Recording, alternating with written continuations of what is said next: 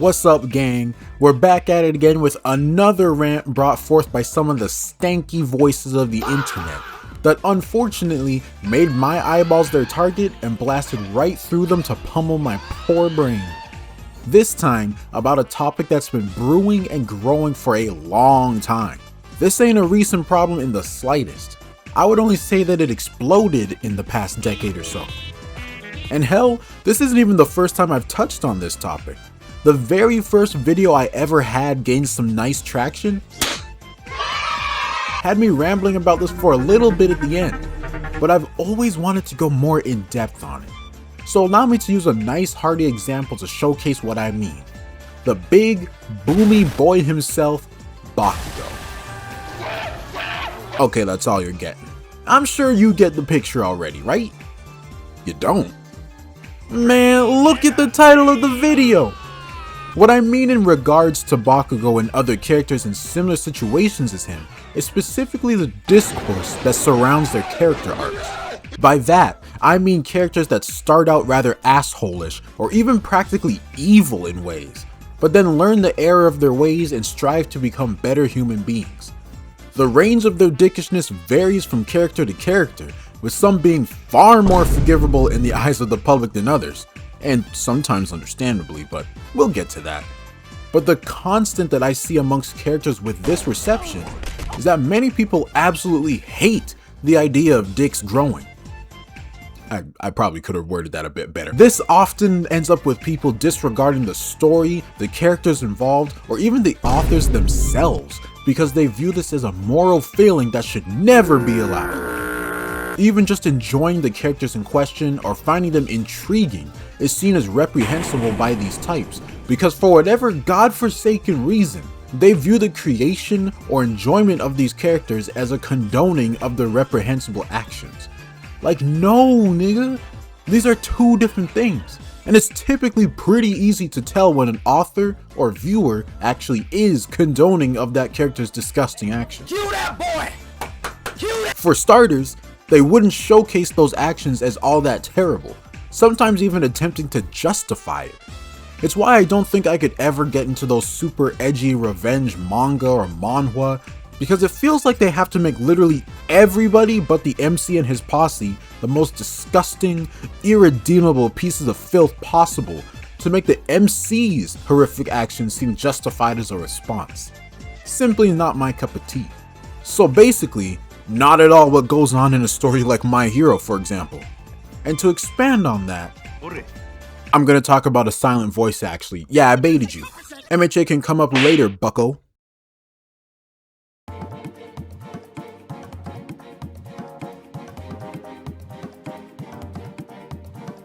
Now for the heathens that haven't watched a silent voice before or know of its story, let me get you caught up real quick. Our protagonist is a high school boy named Shoya. Now Shoya, in current day, may seem rather unassuming, even kinda skittish and shy actually, not to mention depressed. But as a 12-year-old boy, not so much. Him and his homies used to relentlessly bully the new and deaf girl at their school, Shoko, for really nothing beyond the fact that she was different. They'd make fun of her, mess with her, and even steal and destroy her hearing aids. Like these niggas were demons. But this all changed rather suddenly when finally Shoya is rightfully called out for his behavior by the school. Only thing is, his homies were not ride or dies. They wrote off the moment he got called out and used him as a scapegoat for the deplorable actions they all had a part in. As you can imagine, this fractured their friend group, and Shoko also completely understandably moved to a new school. And now, back in current day, you can see how utterly different Shoya is compared to back then. He's no longer the bratty bully that he used to be, but rather avoidant of everything and everyone instead, from his feelings to the people around him. However, he has to face and tackle all that guilt that's been eating away at him rather suddenly when he runs into Shoko again after all these years. She shockingly doesn't harbor all that much outward hatred to him. In fact, she's rather friendly. She's a better man than me for real. So what do? They become friends. Shoko gives him a second chance despite how he and his friends treated her as kids, and he grows to be a better and kinder person because of it. But not everyone is as forgiving as she is, which is probably the more believable response, most namely Shoko's sister and mom. Like, they hate this nigga, and I mean, can you really blame them? That kid was an actual menace, so they understandably don't want Shoko anywhere near the guy for a good while. But eventually, even they warm up to him and realize that he's simply not the same kid anymore. The little bully boy's becoming a big non-bully man. Even Shoya's old friends start popping back up and worming their way back into things. Mostly for the worst for a little bit, I can't lie. Especially Naoka. Like, you know what? I'm glad Shoko's mom slapped her ass. This girl was dumb. At least Shoya's new homie Tomohiro was a real one from the jump. That's a real friend right there. But as the story progresses, we definitely see Shoya and Shoko's friendship grow into more than just friends. And honestly, it was really cute seeing that love blossom along with Shoya's development as a person. So of course, seeing such a beautiful and touching story, there have to be niggas that think it's evil and deplorable. And why is that? Because that 12-year-old bully boy was a bully. And people, especially kids, can never change and become better individuals. If you're bad, you have to stay bad. Any story suggesting otherwise is just apologist propaganda for bad people. Sounds exactly like the rat bastards that think that any showing of a character being both a good person and a cop is propaganda. Like, that's not how it works. These things aren't so black and white, just like how people aren't just black and white. Except for black and white people, but that ain't the point. I get that stories involving more personable, relatable offenses like bullying or any kind of abuse are harder for some people to move past, especially if they've experienced it themselves, because it's easier to understand and empathize with. Seeing a character blow up an entire town is objectively one of the most heinous things a character could do. But I don't think most people reading and watching these stories have really experienced that themselves. God, I hope not. We know it's a horrendous thing to do, but seeing a different character bullying someone to the point of depression or possibly even worse is something that most people can instantly understand. And that makes it way easier to hate the bullies more over the mass murderer, despite the genocidal maniac being objectively the more deplorable human being. And hey, despite speaking with such authority about this sucking most of the time, I'm not immune to this. Like, not to get too deep into Chainsaw Man manga spoilers, but while Makima is most definitely the more heinous character, she doesn't get my blood boiling like that bastard Barrel bro. I just want to knock his ugly ass head into next week and cut his nuts off. And don't get me wrong, he's still pretty damn heinous himself. He certainly ain't no saint. Far from it, actually. But Makima has definitely done far worse things on far worse scales. So I understand where these types are coming from in regards to relatability. But where they lose me is when they forget to separate the fiction from reality. They relate a little too hard and just completely dismiss the story because of it. And that's such a crying shame. Granted, I think I have a bit of a leg up on people like this because I always believe that people have the capacity to change for the better.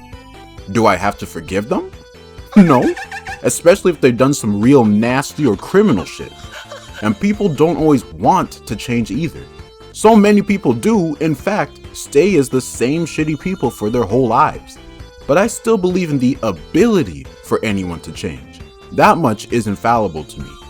I don't even fully buy into the idea that someone's change of character has to take several years of time under its belt for it to be valid. Depending on their actions, I think it makes sense for it to take a while for people to believe that this growth is legit. But for the person themselves, that shit can be as easy as someone correcting the person in question, them realizing the error of their ways and shutting that shit down immediately. Like that happened to me a few times when I was a younger lad. I didn't realize what I was saying or doing could be hurting my friends, and they told me as much in these scenarios. Do you think I went back to doing that? No, bro. I understood right then and there and changed my ways from then on. It's as simple as that. And because of all this, I'm simply much more receptive to stories that feature shitty people becoming not so shitty. Again, not all stories are created equal in this regard, but I'm more open to the general topic. People like the types I'm talking about though, not so much. And now, I'm finally going to talk about Bakugo. Finally! Now, similar to Shoya, Bakugo was a right bastard at the start of the story. That line of him telling Deku to off himself and pray he comes back as a cooler man stays fresh in the minds of his haters. Remember this for later.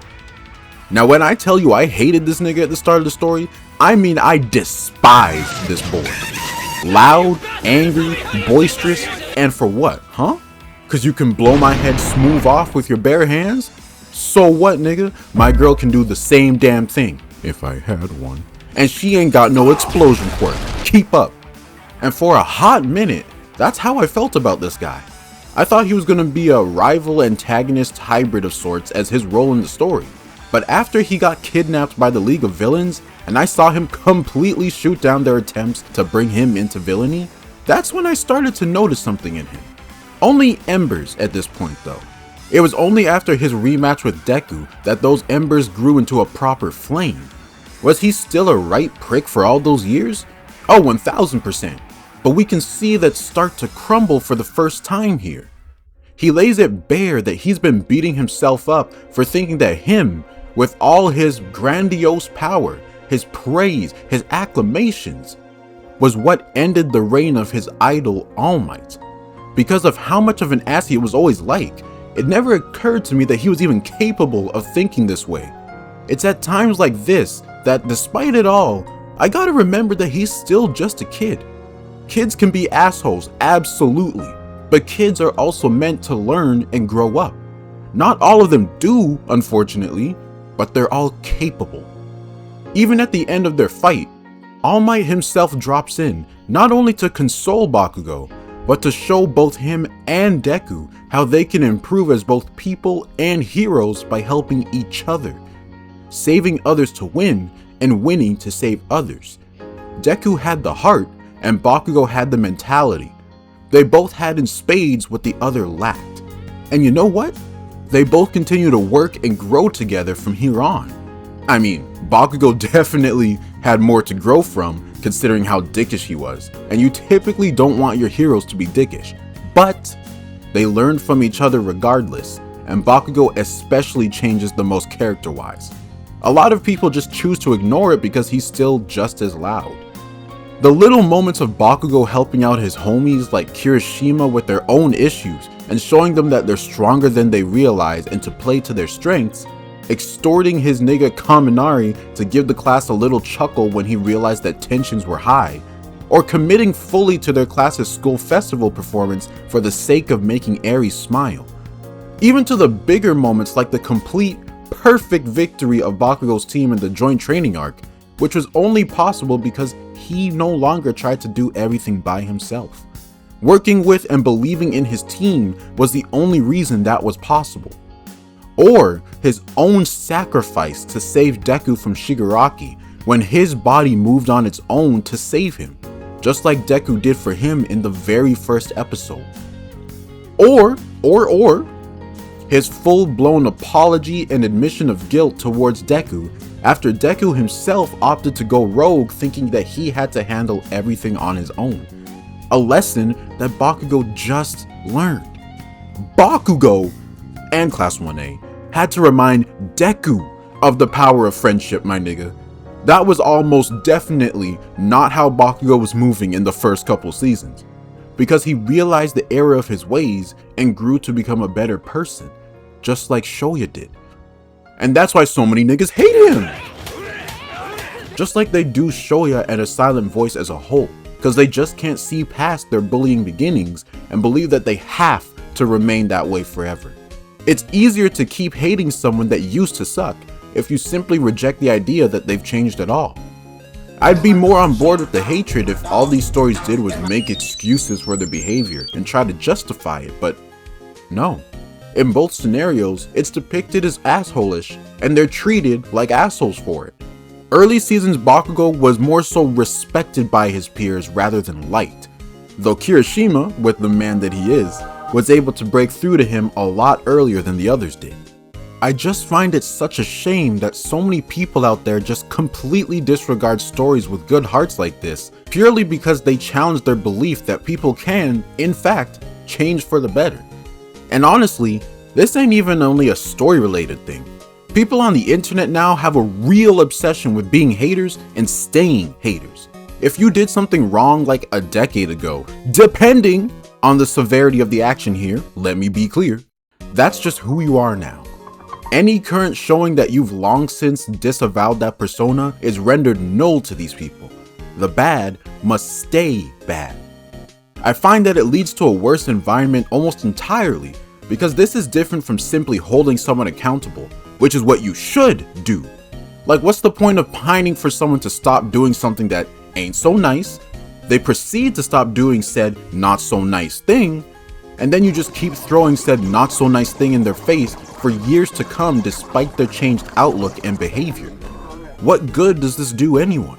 What message does this broadcast? That everyone should be squeaky clean from birth to death, or else niggas will want you hanged for the rest of your days? We're humans, bruh. We're supposed to make mistakes. We're supposed to grow from them. We're supposed to change. And this applies to fiction too. Like, what would be the point of having a story with no sauce to it at all? Yankee with no brim! All the good characters are flawless, while the evil ones are cardboard cutouts of what an evil person is supposed to be. No tension or critical thinking to be had, just good guy good and bad guy bad. The occasional story being like that is fine, but if every story had to be like that, I think I'd lose my mind, bro mango. And while the rules are different between real people and fictional ones, at least they should be. Please stop treating fictional characters like real ones and vice versa. The people who act like this in one realm tend to act the same towards the other. Now, focusing on the fictional world again, people who think like this just auto-assume a story, plotline, or character to be asked just because it goes against what they think should happen to these mean characters. Newsflash, home slice. Not all stories are gonna be the same. Open your mind a little bit, damn! But like I mentioned way earlier, some stories do take it too far and try to make excuses for or justify this behavior, and those are no bueno. Don't open your mind that much, gang. We still gotta keep our brains on here. But now I'm gonna move on from bullies to characters with actions that are a bit more, well, okay, it's Endeavor. We're gonna address the big Endeavor-shaped elephant in the room, alright?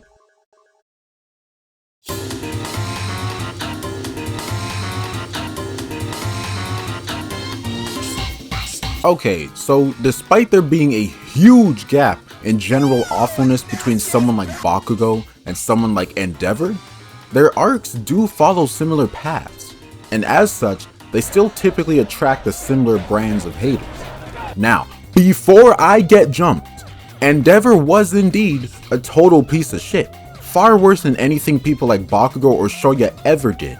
But just as was the case with Bakugo at the beginning of the story, we're supposed to hate this nigga at that point. A pompous, overbearing, controlling, and abusive father whose only purpose in life is about either him or his son being the #1 hero? Yeah, hang that nigga. I want him gone.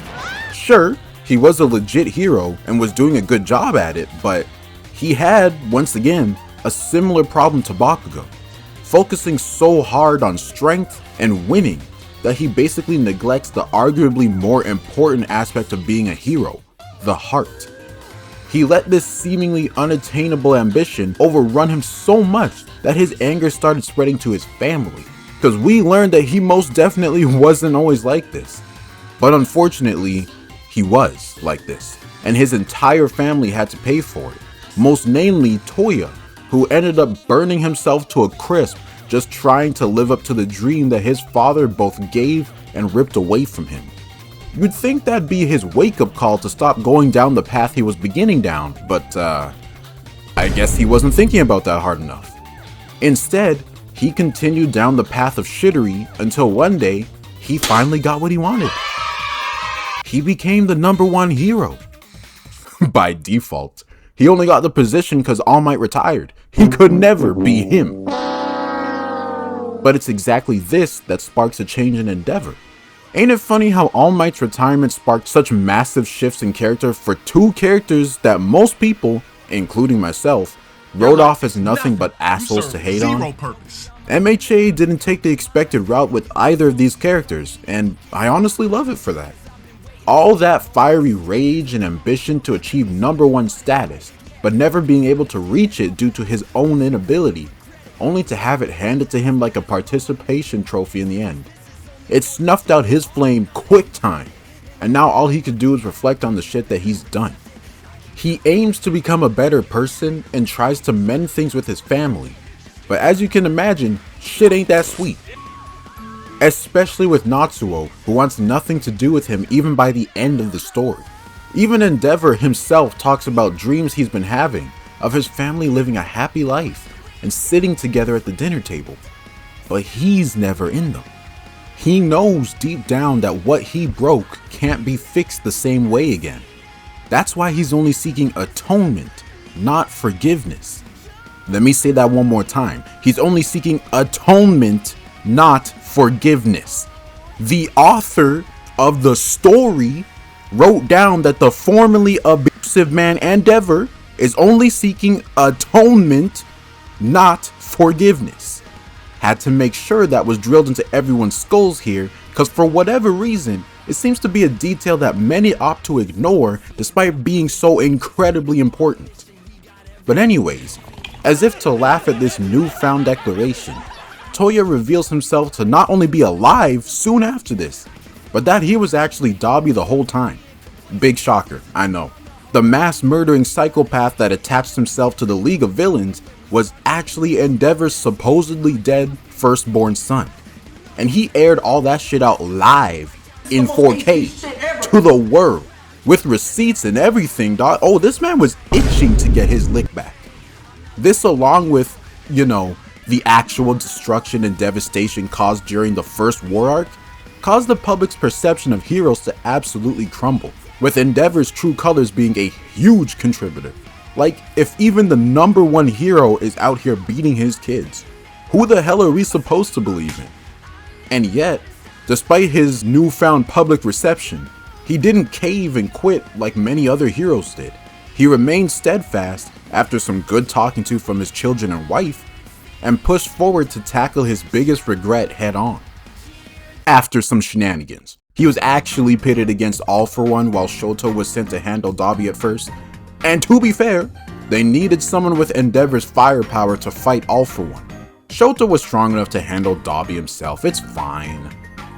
Until it wasn't. And now the whole family gotta pull up on Dabi to stop him from nuking the entire city. Even in the aftermath of the war, with Endeavor missing an arm and wheelchair bound and the whole family scarred up from trying to mend Dabi, they try to tackle everything again for reals this time, meeting up with what's left of Dabi to meet and talk with him, to look at him like he always wanted. Now that's enough of summaries. This ain't supposed to be a recap video, dummy dumb. I just needed to get everybody on the same page on every character I'm talking about. Cause Endeavor was absolutely a horrendous human being. I think we can all agree on that. But where the fandom is split is once he realizes, oh shit, I'm a horrendous human being. Just like the characters I mentioned before, a lot of people hate that Endeavor came to this realization and opted to change because, again, they think that this is Horikoshi trying to excuse his abusive behavior. Now, to be fair, people hating Endeavor is pretty justifiable. Far more justifiable than Bakugo or Shoya hate in my humble opinion. And he ain't one of my favorite characters either. But where we differ is that I can still enjoy and be intrigued by his character and the arc that he had, whereas many others outright denounce and hate both it and anyone who enjoys it, as if we're just chill with the abuse he caused. Like, no man, no! I don't know why it always has to lead to this. But that on its own is already one thing. I already talked about that heavy earlier, so I'm not going to repeat myself. At least not more than I probably already have. I apologize, it will happen again. Instead, what I am gonna touch on here is something I already went into in that previous video that I mentioned. I say that everyone should go and watch that video, and if you already did, watch it again. But you're not allowed to make fun of my audio mixing and quality. It was a different time, okay? But to summarize what I said there, because I don't want to sound like a broken record, I just find it quite funny that another interesting trait that the types that hate these kinds of characters have is absolutely loving off the villains if they were the ones done dirty first. And in my hero's case, that would be the LOV stans. These people absolutely despise any hero characters who did any wrong, exhibited poor behavior, or just, oh you know, didn't completely solve the deeply rooted issues that their society is built upon that causes more people to be neglected or abused and leads them down the path of villainy. Yeah, sounds pretty fair to me. That doesn't sound fair to you? But on the flip side, when they look at the LOV, glory to their almighty presence, bro. These babies can do no wrong. And what seems to cause this dichotomy is the fact that the LOV was wronged first. So they're allowed to lash out however they want, I guess. And the loudest amongst these types are 100% the Dabi and Toga stans. Good lord! Shigaraki has his camp too, but they're nowhere near as loud as these dudes. Like, I get that Dabi and Toga have backstories that many people can relate to, especially feeling forced to conform to what's considered normalcy in Toga's case. So they're quick to rush to their defense since they can see themselves in them, and at regular levels, that's a completely normal reaction. Like, granted, these characters weren't evil, far from it actually, but I'm quick to feel defensive for characters like Junpei from P3R and Kaito from Danganronpa V3 because I see myself in them. I understand what they're feeling, so hatred towards them can almost feel like a jab at me. But at the end of the day, I know I'm not them and they're not me. And I'm not going to play defense for any mistakes or wrongdoing that they might have done just because I feel them niggas on a spiritual level. I wouldn't even do that for myself. And this is 100% to toot my own horn, for that's a quality that these types seem to lack. Any and all crimes they commit, no matter how heinous, is excusable because, well, they had terrible childhoods. Like, no, nigga, that's not how it works. I think everyone and their mother can see why they became villains. It's understandable to a degree, but that was still a choice that they made at the end of the day. Going back to Toga's story again, I know why it resonates with so many people, because having to deal with the pressure to be normal by everyone around you, including your own parents, is something tons of people can relate to, myself included to a degree. And especially since it's mainly in relation to how she loves others, you can probably see why so many queer people are quick to defend her so fervently. However, that doesn't justify her going around and murdering innocents in the name of her love. It shouldn't be justified, gang. The characters we love and enjoy don't have to be squeaky clean and 100% justified in all their actions for us to be allowed to like them. It's okay, Brodio. Like, people have been loving off Dio for decades, and I don't think there's a single rational human being who looks at everything he does and tries to act like he was just a little baby that did no wrong actually. I mean, he had an abusive drunk of a dad that he literally spat at the grave of when he died, if my memory serves me right. And he went on to do some of the most heinous acts I've ever seen a character put to paper ever commit. Like, that man turned a woman into a vampire in front of her own baby, just so that she would eat her own baby, dude. He is a devil in a man's skin. But that nigga is widely beloved regardless, and no one feels the need to try and defend him. He's an evil, petty dickhead, and everyone knows it, but still loves watching him regardless. That doesn't mean we condone what he actually does. He's just entertaining to see on the screen. Like, what other petty ass nigga would gain the ability to literally stop time and then proceed to use it to simply make a grown-ass man feel like he's losing his mind by moving him down a couple stair steps every time he tries to move up them? It's fun. We just gotta stop equating enjoyment to condonement. These are not the same thing, Potato Chip. Now, obviously, characters like Toga and Dabi aren't anywhere near as despicable as Dio. But just like people who enjoy characters like Dio do, and have been doing for eons, Just enjoy your villainous character, gang. Own their villainous nature. It's alright. It's not gonna hurt anybody. No matter how relatable their traumas might be to you, you don't need to defend their every action because of it.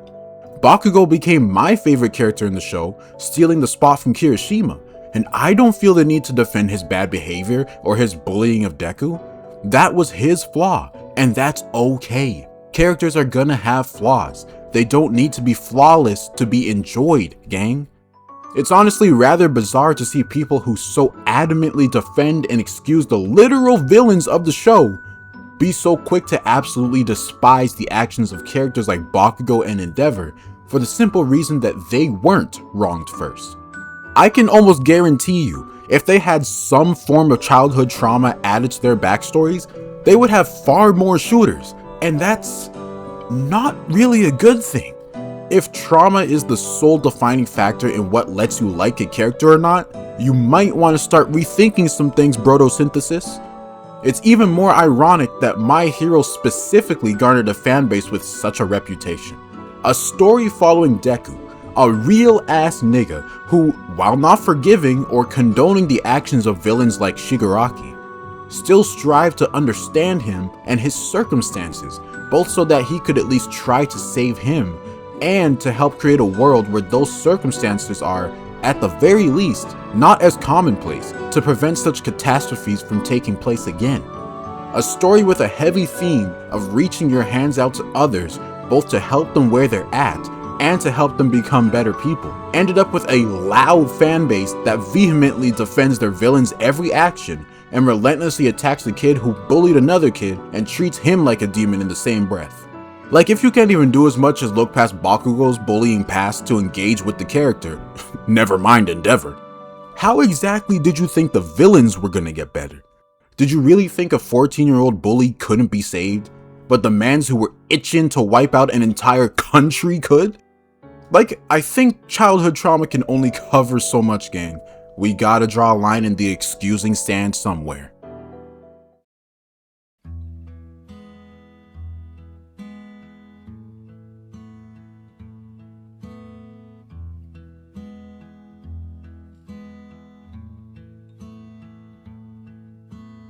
Really, all I want at the end of the day is for more people to grow out of this mentality.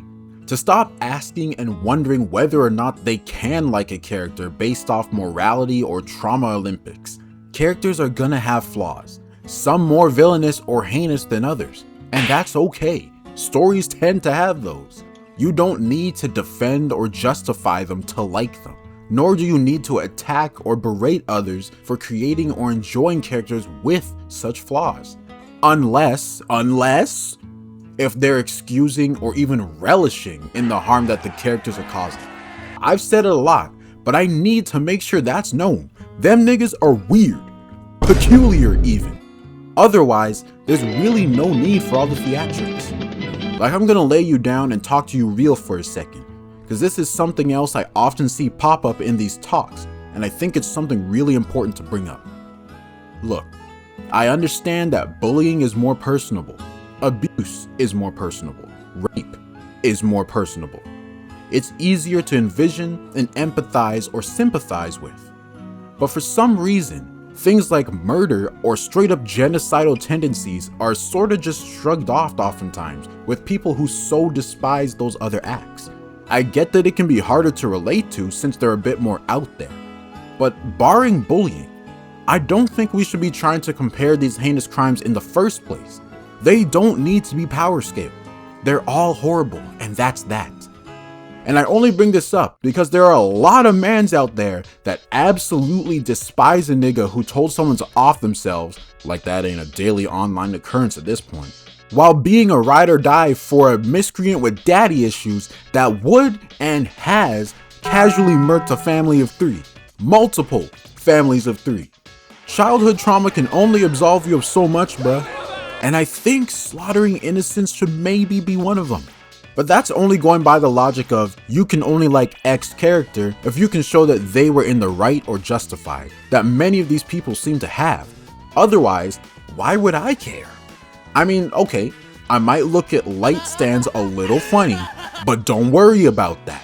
The way I see it, if you just like the character or find them entertaining, I typically have no reason to find it weird. It's the mans who keep trying to act as if they're angelic, holy, flawless beings that grind my gears.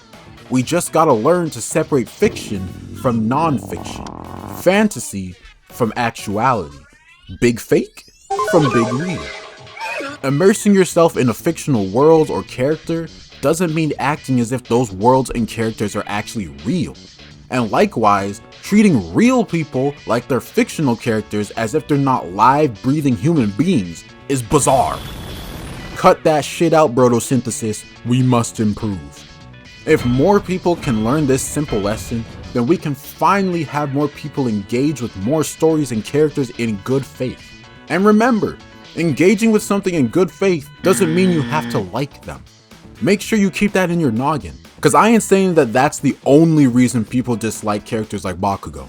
I can very easily see why people still wouldn't like him, and that's okay. But more often than not, the reasons I see are simply because of how he used to treat Deku, so they completely write off everything else about him. Like, if you're gonna hate him, at least hate him because you know what he is and still don't rock with the nigga. Hate him with verified facts and logic, so you can hate more accurately, bruv. Or just cause you don't like his vibe. That's okay too. Let them niggas be evil, damn! It's not gonna kill you, gang, I promise you. Not everything needs to be black and white, yes. And oftentimes, it isn't. But it's also okay for characters to be inexplicable dickheads. Not everyone's gonna be evil for some good reason. Some mans just wake up and choose violence. Let's chill out on the babification of mean and evil characters, gang. Like, no joke, some people couldn't even handle Yukari from P3R for the light jabs that she makes at Junpei from time to time. I've actually seen some people act like she's a dickhead who deserves no friends, and I genuinely wonder if the people saying this have ever had friends before. And I mean that with full offense, fight me! Let's all end this parasocial relationship epidemic together by opening our minds, going outside, and interacting with some real niggas. Like me! So basically, fellas, what I'm trying to say here is that adult Jiro's fine as hell, bruh. Step aside, Kaminari!